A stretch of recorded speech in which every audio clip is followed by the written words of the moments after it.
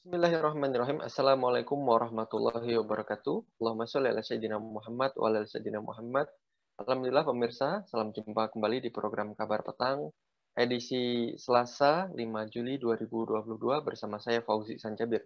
Insya Allah dalam beberapa menit ke depan kita akan membaca dan menelaah berita paling menarik hari ini bersama narasumber yang berkompeten di bidangnya dan tentunya dalam sudut pandang Islam. Inilah Kabar Petang selengkapnya.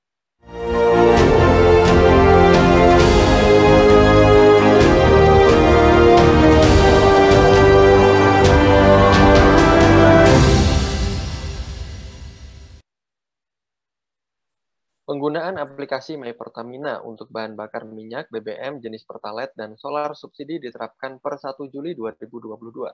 Namun, di hari pertama pendaftaran aplikasi tersebut justru mengalami error atau tidak dapat diakses. Anggota Komisi 6 DPR RI, Rofik Hananto, menyesalkan hal tersebut. Ia menilai hal ini malah menyulitkan rakyat untuk mendapatkan haknya. Menurutnya, era teknologi sekarang ini harusnya membuat semua serba mudah, tapi ini malah sebaliknya. Apa motif ekonomi dan politis kebijakan My Pertamina, dan juga apakah My Pertamina solusi yang tepat untuk penggunaan BBM, dan juga tepatkah kebijakan pembatasan BBM? Untuk membahasnya kami terhubung dengan Bung Rifan Wahyudi, Direktur Global Cyberwatch. Assalamualaikum warahmatullahi wabarakatuh, Bung Rifan. Waalaikumsalam warahmatullahi wabarakatuh. Alhamdulillah. Sehat, Bung? Alhamdulillah. Alhamdulillah. Bung, terkait dengan berita yang diinformasikan tadi, ya rencana pembatasan Pertalite BBM jenis Pertalite dan solar menggunakan aplikasi My Pertamina ini menuai pro dan kontra di masyarakat lewat kebijakan yang rencananya mulai berlaku 1 Juli kemarin. Dan juga para konsumen yang ingin membeli Pertalite ataupun solar diwajibkan sudah terdaftar atau memiliki akun My Pertamina. Lantas bagaimana tanggapan Anda terkait dengan kebijakan yang disusun pemerintah dan Pertamina tersebut, Bung? Terima kasih.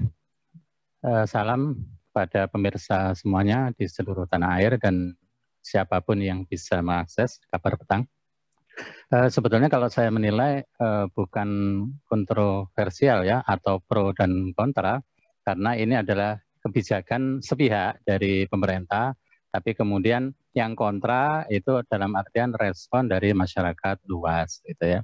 Sampai naik ke trending topik di Twitter ya, hashtag tolak My Pertamina itu kan sebetulnya ya di antara masyarakat itu hampir meskipun ada yang wait and see ya, perkembangannya bagaimana.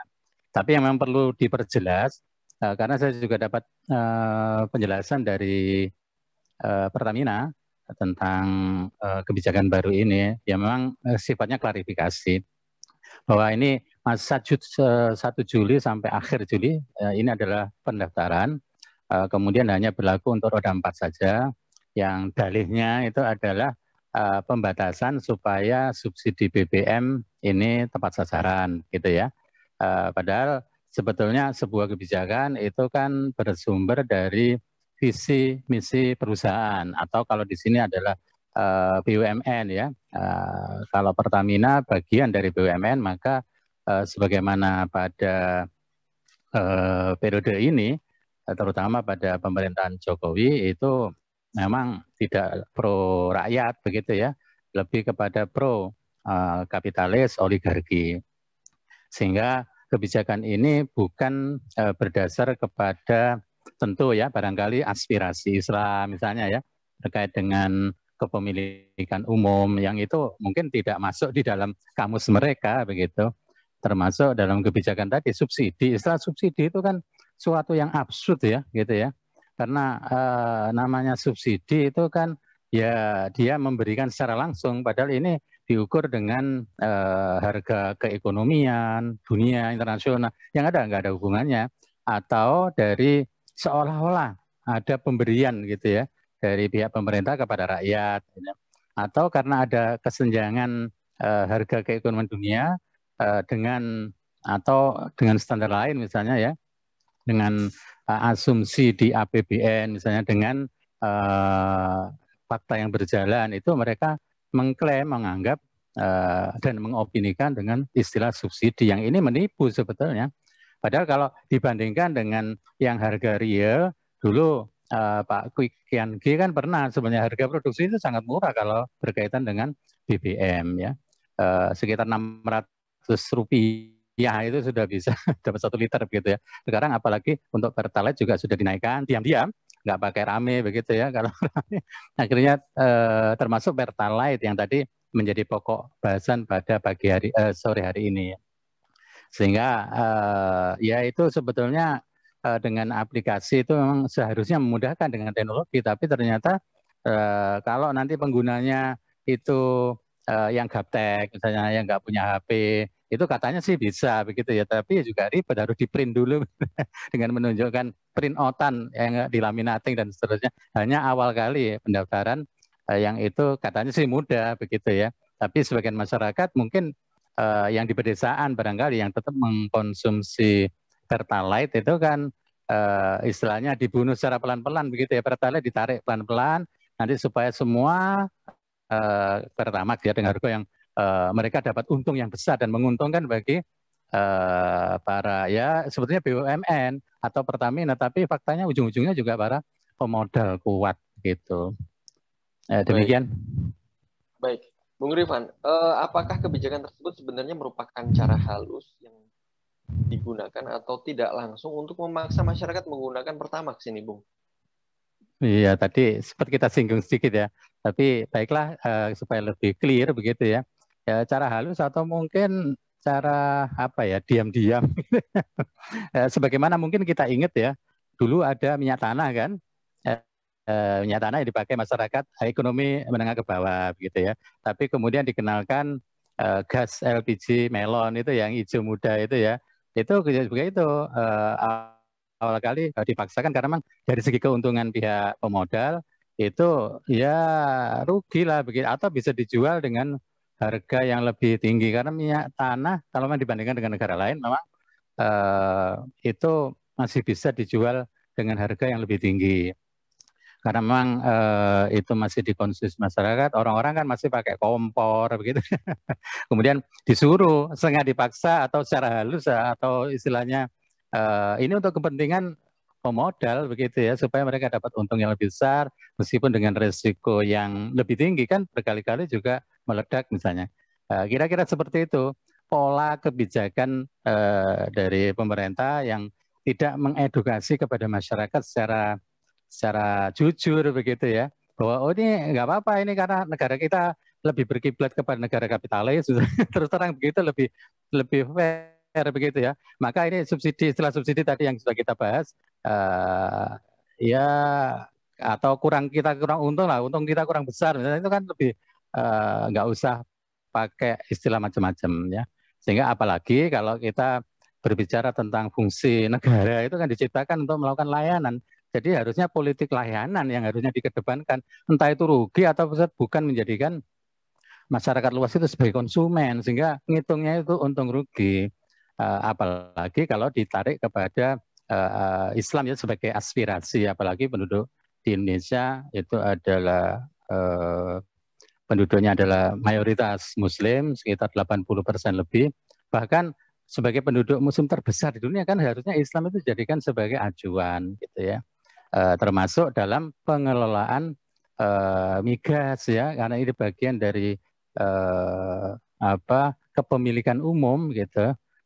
Kalau Rasulullah bersabda al muslimun asyuraka fi salas al-ma wal kala wan nar, itu bahwa sebetulnya migas itu juga harusnya milik umum. Kalau milik umum ya nggak ada istilah relasi antara pemerintah khususnya dalam hal ini adalah Pertamina sebagai BUMN, bukan untung rugi, ya harusnya layanan begitu. Berapapun ya dilayani, apalagi kalau hanya tadi ya untuk biaya distribusi, biaya produksi, katakan sama distribusi hanya Rp1.000 misalnya, kalau masyarakat diminta ganti itu kan ya hanya 1.000 itu seharusnya, bukan yang sekarang kalau Pertamax ya, kalau Pertamax kan 12.500 ya, kalau Pertalite berapa? 8.000 sekian itu ya. Itu menjadi ya itu dikembalikan kepada pemiliknya, pemilik sahnya yaitu rakyat. Ini kan berbeda dari segi visi misi, kemudian dari sisi metode pembagiannya, termasuk dari sisi kepemilikan ya, filosofis kepemilikan, dan itu berbeda dengan kalau kita bersumber kepada Islam begitu ya. Kira-kira begitu gambarannya. Seharusnya ya tidak ada istilah untung rugi begitu ya. Termasuk tadi nggak usah diam-diam, bahkan ada penipuan itu kepada rakyat kebanyakan begitu. Kalau jujur kenapa sih gitu ya? Sudah banyak prank itu, sudah terlalu banyak ya. Prank terus-menerus.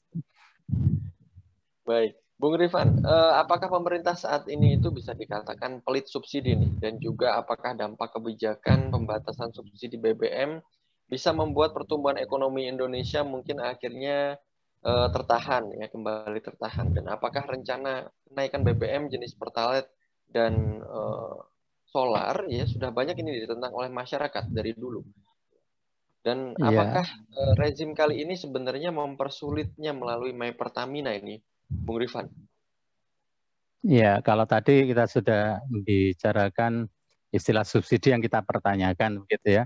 Kalau subsidi ini secara pelan-pelan atau secara halus ditarik, misalnya, itu tentu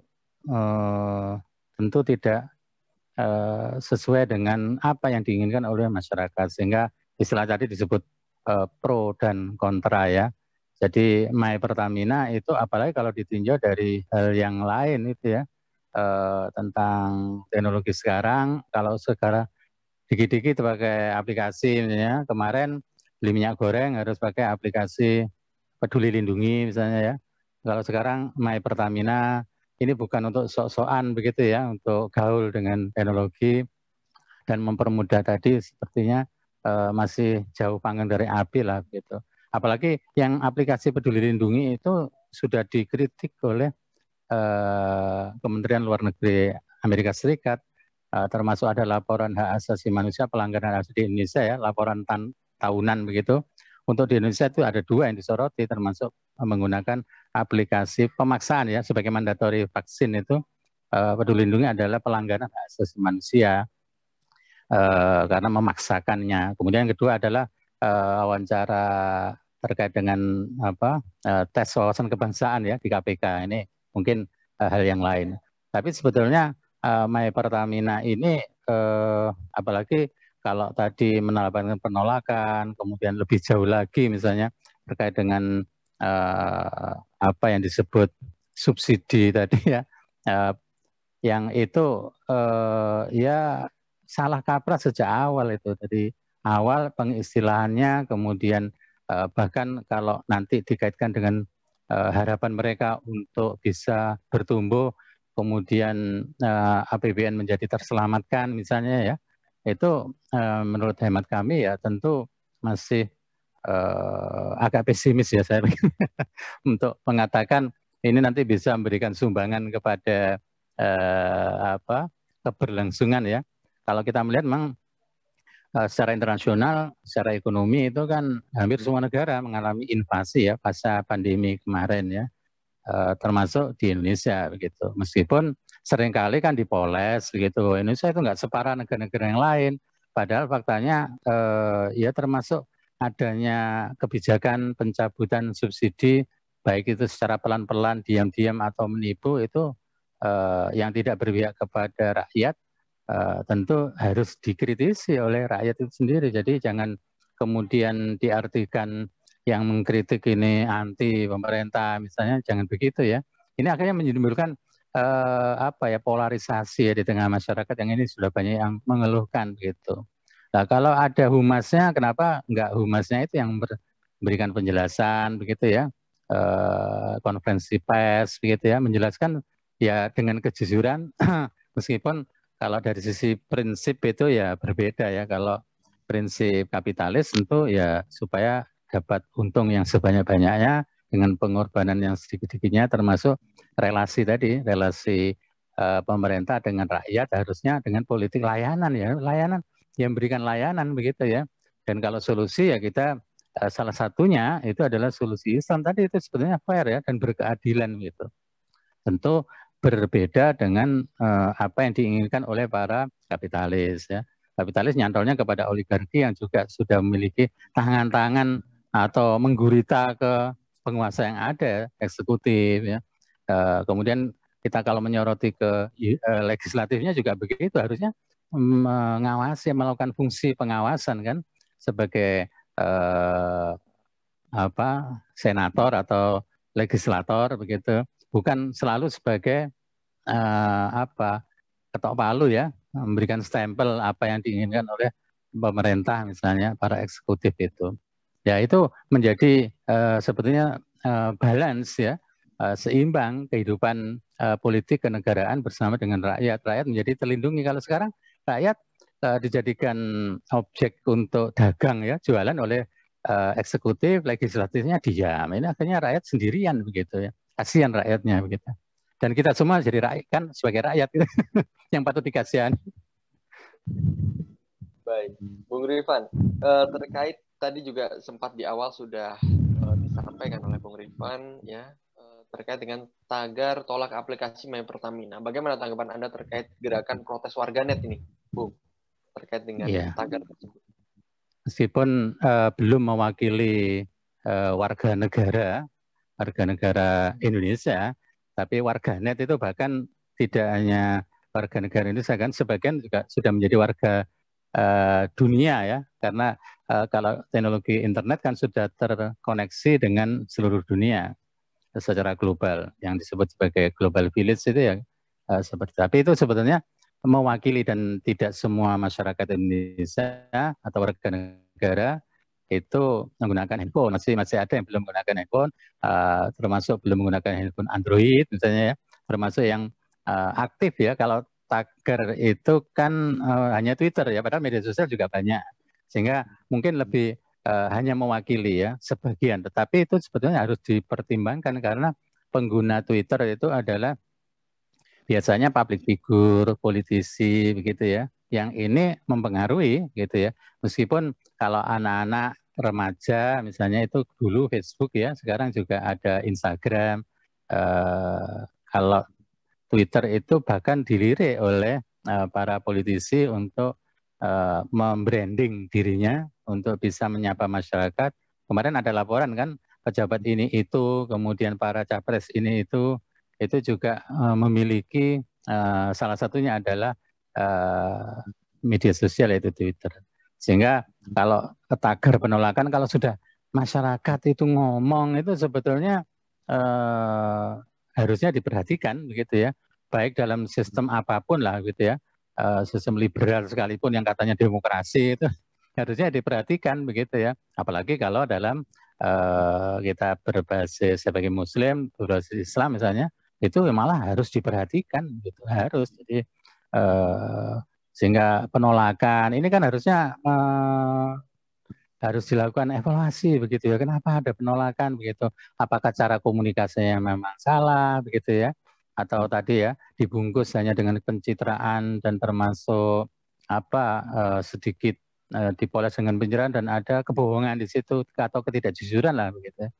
Itu bisa jadi rakyat itu menjadi tidak negara tidak hadir di tengah-tengah masyarakat, sehingga bisa jadi nanti penolakan lebih luas lagi. Ini yang berbahaya sebenarnya dalam kelangsungan sebuah penyelenggaraan negara begitu ya, sehingga jeritan dalam bentuk bisa trending topik begitu ya. Bahkan kemarin juga ada ditandai begitu ya, di aplikasi App Store ya, atau Play Store itu kan hanya bintang 1 ya. Ini kan kejam begitu ya, kadang-kadang para netizen itu ya itu yang saya sebut tadi mewakili, tapi perwakilan dari seluruh masyarakat Indonesia itu bukan atau tidak boleh dianggap sebagai enteng, berapapun siapapun, termasuk perwakilan dari kelompok manapun itu ya harus diperhatikan gitu. Sehingga ya perlu ada evaluasi. Yang tadi saya sebut itu bisa jadikan bisnis ya. Aplikasi ini itu seperti tadi minyak goreng, beli aplikasi, beli BBM harus menggunakan aplikasi dan seterusnya. Dan ini semakin banyak termasuk di pemerintah daerah. Kalau di Surabaya misalnya itu juga kependudukan itu juga banyak sekali aplikasi-aplikasi. Tapi ini harus dilakukan oleh orang-orang amanah begitu. Wong itu sekarang zamannya big data begitu ya. Kalau itu sebagai bagian dari untuk the mining data, untuk menambang data ya, itu bisa diperjualbelikan itu, dan mahal itu. Google saja yang seperti itu ya, itu bisnis utamanya justru untuk jualan data begitu ya. Ketika kita ngisi, mulai dari ngisi nama, alamat di My Pertamina kan begitu gitu, sehingga banyak yang kecurigaan dan seperti itu. Meskipun tidak diharuskan, katanya tetap akan dilayani meskipun secara cash misalnya yang tidak menggunakan aplikasi nanti akan dilayani. Itu penjelasan dari Pertamina begitu ya. Tapi ya Juli ini adalah awal kali mulai pendaftaran yang nanti untuk kendaraan tertentu yang tidak bersubsidi ya, secara kasat mata sih jelas ya. Kendaraan-kendaraan tertentu yang termasuk kategori mewah ya, yang beberapa merek itu kan sudah kelihatan ya, cc-nya yang lebih dari 2000 cc itu kan sudah berarti yang atau yang kendaraan-kendaraan jadul misalnya, yang tua-tua begitu ya, kita kan sudah nggak usah pakai aplikasi kan sebetulnya ya kelihatan begitu ya, bukan sesuatu yang tidak kasat mata ya. Kalau vaksin barangkali ini vaksin atau belum kan ya harus dites begitu. Kalau ini lebih kasat mata tadi dan gampang lah, nggak usah justru mempersulit ya. Kalau prinsipnya kalau bisa dipersulit, kenapa dipermudah? Ini kan zaman birokrasi dulu ya, yang ini seharusnya sudah dipermudah dengan teknologi itu malah mempermudah. Ya apapun lah, termasuk kalau sudah sampai kepada filosofi pemerataan kepada hak BBM untuk rakyat, kalau benar-benar ya, untuk yang memberikan subsidi, yang tadi lagi-lagi subsidi ini juga bias sekali ya istilah subsidi. Harusnya ya diberikan, dibagikan, didistribusikan untuk sebesar-besar kemakmuran rakyat begitu. Demikian. Baik, Bung Rifan, sebenarnya apa dampak dari pengurangan subsidi secara bertahap pada APBN ini? Juga bagaimana pandangan Islam terkait kebijakan anti subsidi ini, Bung? Iya, ini tadi sempat kita singgung ya, kalau tentang Islam begitu.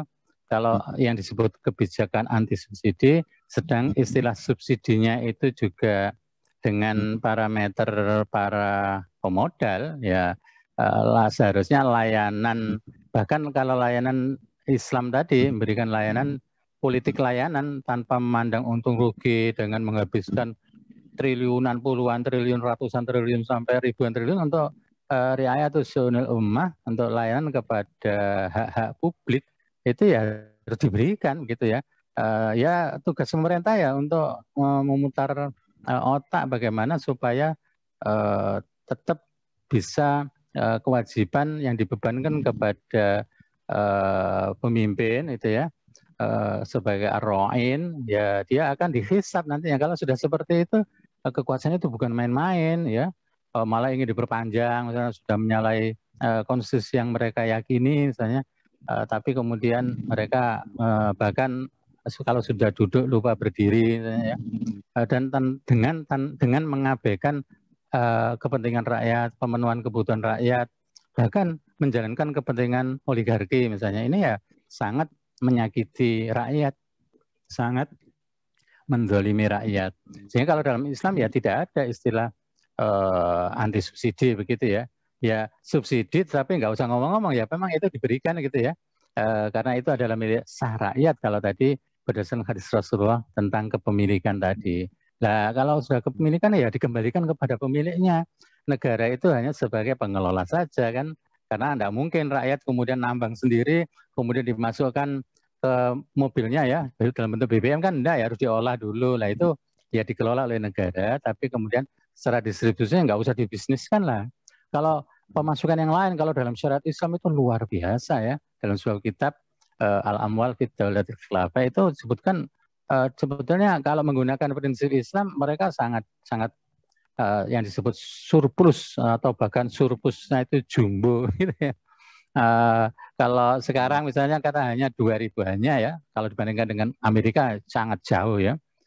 Untuk APBN-nya misalnya itu dengan pemasukan yang sangat banyak, baik dari ada 3 pos besar ya untuk waridatnya itu ya, dari sisi kepemilikan umum tadi termasuk, kemudian beberapa pengutamaan yang dibenarkan oleh syarak ya, ada fai, kharas ya, humus macam-macam itu. Termasuk yang ketiga adalah pos besar adalah zakat ya.